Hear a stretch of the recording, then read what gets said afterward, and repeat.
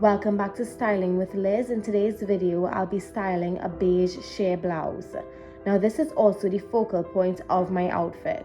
This color is versatile and can mix and match with any color, allowing me to create countless outfits with it. Underneath, I'm wearing a half corset with a beautiful chain detail under each bust. I absolutely love wearing lingerie as an accessory with my outfits. I've paired the blouse with a pink mini skirt. I like the fact that it has two functional pockets on each side. I feel like all clothing should incorporate pockets of some kind.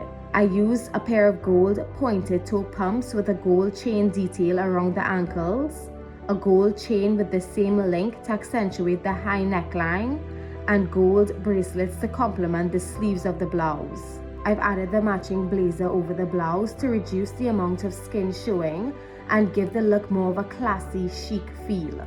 In this video, I wanted to show you how you can take a work suit and restyle it to create a beautiful nighttime look. As always, I hope you were able to get outfit ideas from this video. Don't forget to like and subscribe to my channel, and thank you for watching.